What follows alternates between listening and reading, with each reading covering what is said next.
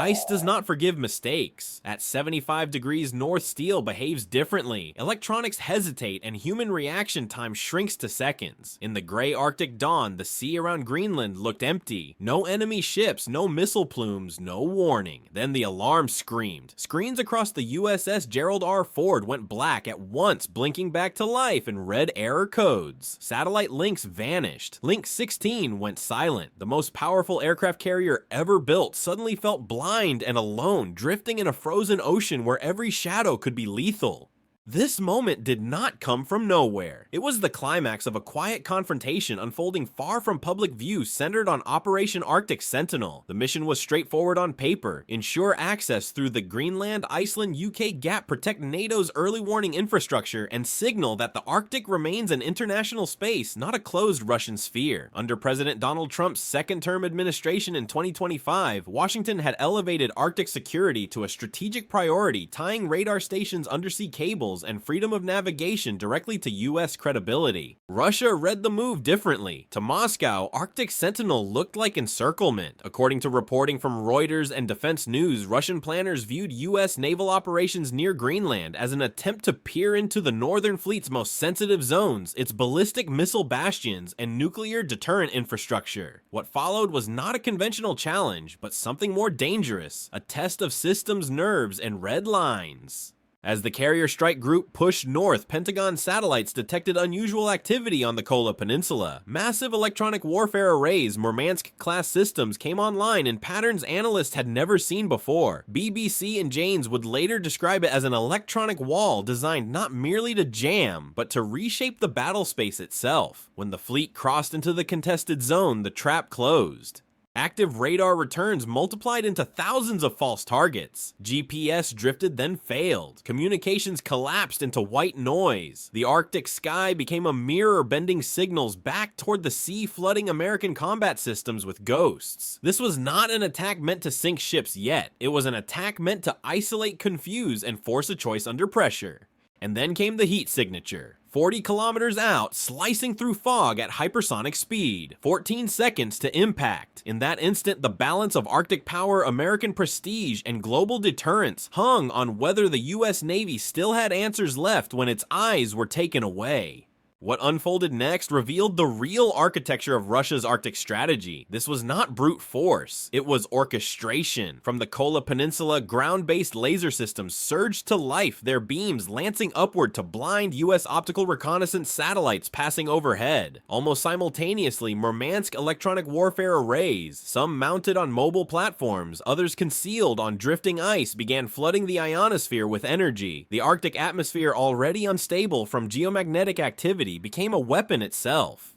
To American operators, the effect was immediate and terrifying. Radar scopes filled with thousands of inbound tracks, all impossible, all lethal, hypersonic speeds, every direction. The Aegis combat system struggled to discriminate signal from illusion. According to later assessments cited by Defense News and Janes, this was a deliberate attempt to overload decision-making cycles, not to defeat defenses outright, but to paralyze them with uncertainty. Communications suffered next. GPS timing slipped by microseconds enough to throw off missile intercept calculations. Secure channels dissolved into static. Even internal logistics networks faltered as cyber intrusions rippled through wireless systems. In less than a minute, the carrier strike group was cut off from space-based support allied networks and higher command. In the high north, isolation is vulnerability.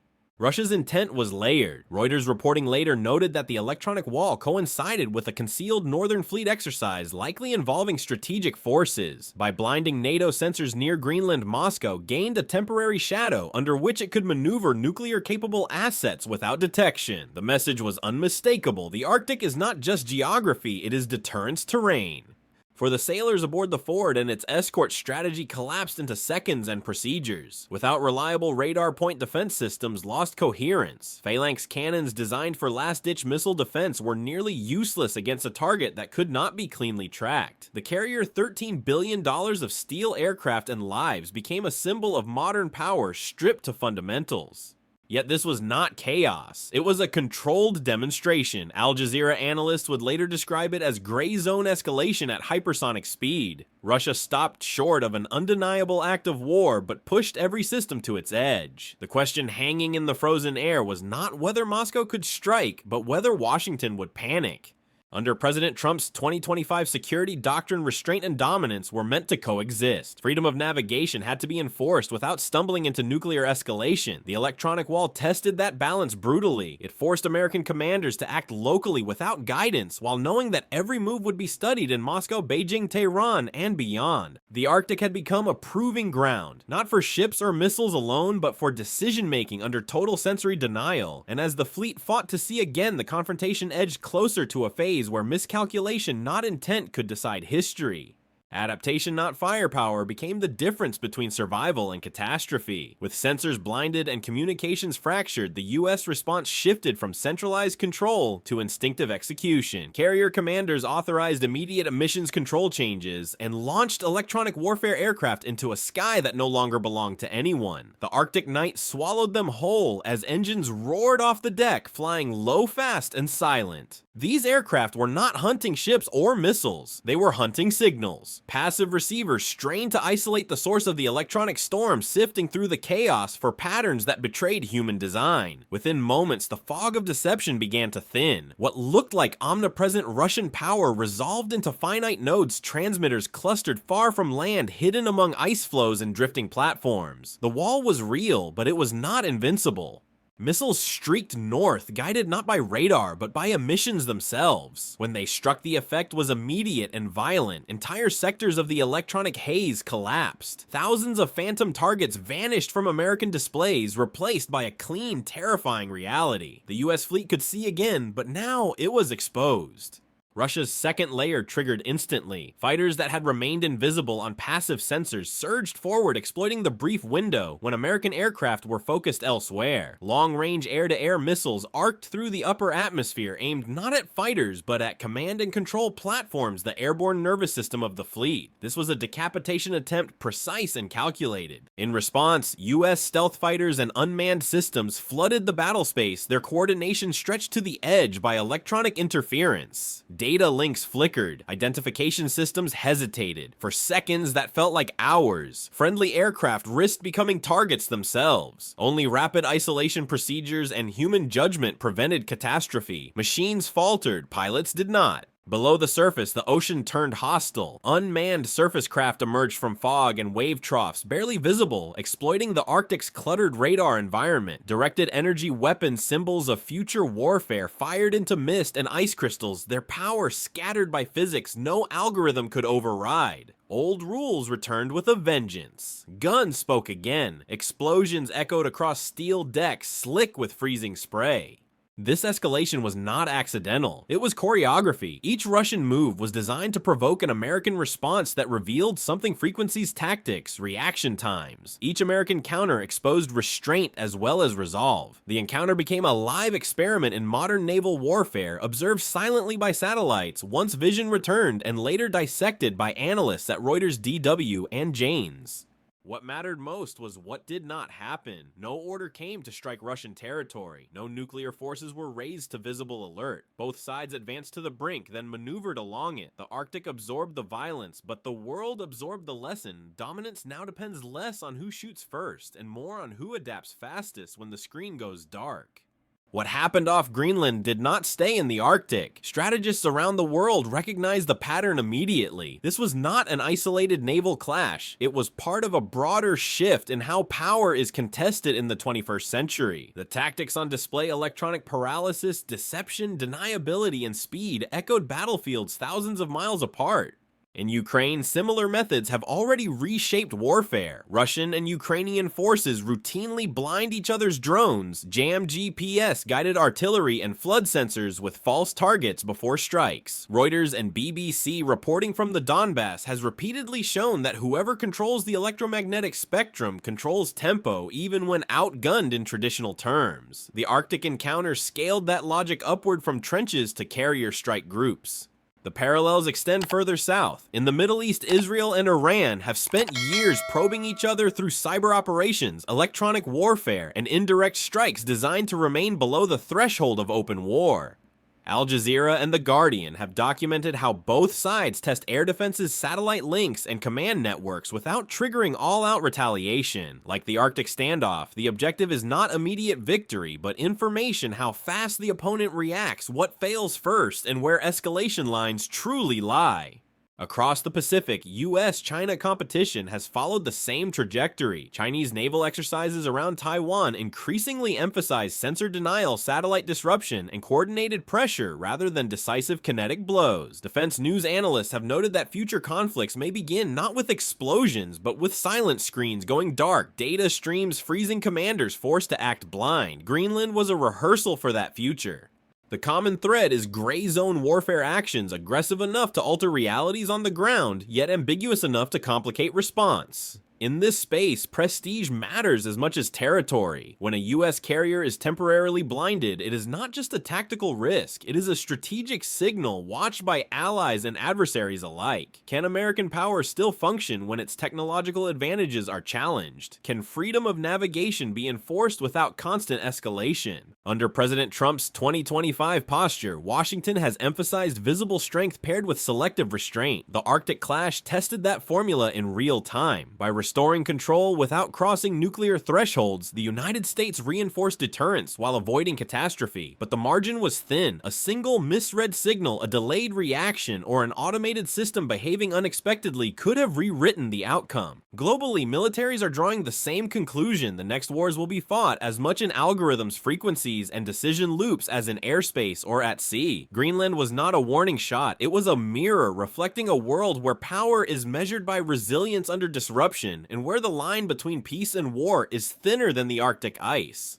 Lost in the abstractions of strategy and technology are the people who carry its weight. On the decks below the flight line, sailors waited in darkness, listening to the hull creak as ice-laced waves struck steel. Pilots sat strapped into cockpits' oxygen masks, hissing, knowing that identification systems could fail before missiles did. In the Arctic, there is no margin for error and no easy rescue if things go wrong. When electronic defenses collapsed, fear moved faster than data. Training took over. Hands followed checklists memorized over years, not screens that no longer responded. A single mistake, an incorrect track labeled hostile, a delayed isolation command, could have turned confusion into fratricide. That it did not speaks less to technology than to discipline and judgment forged long before this encounter. Human cost extends beyond the battlefield. Families in the United States, Russia, and across NATO never saw the moments when escalation hovered inches from disaster. They will only feel the consequences later, through budgets redirected to Arctic militarization, through new deployments, through a world slightly closer to normalized confrontation. The Arctic, once imagined as a zone of scientific cooperation, is hardening into a frontier of suspicion. Russian crews faced the same reality. Submariners and pilots operated knowing that a miscalculation could trigger forces beyond recall. The nuclear shadow was never explicit, yet it framed every choice. Analysts at DW later noted how restraint by both sides suggested a shared understanding prestige can be regained. Cities cannot. That unspoken logic likely prevented catastrophe more than any single weapon system. The incident also reshaped morale and perception. For American forces, surviving and adapting under total sensor denial reinforced confidence, but also humility. No system proved invulnerable. For Russian planners, the encounter demonstrated impressive reach, but also exposed limits when faced with layered defenses and rapid adaptation. In that sense, both sides learned, and learning in such contexts can be as destabilizing as defeat. At home, the balance between security and freedom quietly shifted. Calls for stronger Arctic defenses grew louder. So did questions about oversight, escalation control, and the risks of operating so close to nuclear thresholds. The public rarely sees how close modern militaries operate to disaster by design. In the end, the Arctic clash was not just about power projection or deterrence. It was about people making irreversible decisions in an environment where seconds matter and certainty is a luxury. Their restraint kept the world from tipping over the edge. Whether that restraint can be relied upon next time remains an open and uncomfortable question. When the noise faded and the Arctic returned to its deceptive calm, nothing looked different on the surface. No burning wrecks, no public declarations of victory. Yet the strategic landscape had shifted. Beneath the ice and above the clouds, both sides understood how close the encounter had come to a point of no return. This was restraint under pressure, not peace. The absence of nuclear escalation was not accidental. It reflected an unspoken calculus that still governs great power rivalry. Deterrence is no longer about overwhelming force alone, but about controlling escalation ladders in real time. In the Arctic, those ladders are steep and slippery. Hypersonic weapons compress warning times. Electronic warfare erases clarity. Automated systems demand speed while punishing hesitation. Under such conditions, restraint becomes an active choice, not a default. For the United States, the outcome reinforced a central pillar of its global posture credibility depends on resilience. American power was challenged, disrupted, and tested, yet it adapted without resorting to catastrophic escalation. That message matters far beyond Greenland. Allies in Europe and Asia watched closely, so did competitors. The question was not whether the US could dominate, but whether it could endure pressure without losing control.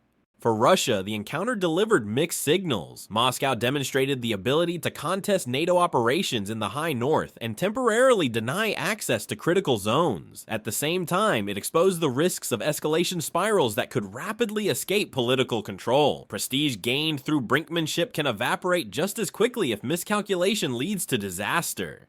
The Arctic itself now stands transformed. Once framed as a cooperative frontier, it is increasingly a theater of silent confrontation. New deployments, hardened infrastructure, and constant surveillance will follow. Each move justified as defensive will be interpreted as provocation by the other side. The margin for misunderstanding will shrink further. This is the paradox of modern power. The same technologies designed to enhance security also magnify risk. Speed reduces decision time. Information dominance invites countermeasures. Control becomes fragile precisely when it is most needed. The Arctic clash showed that the future of conflict may be decided less by who fires first and more by who resists the impulse to do so.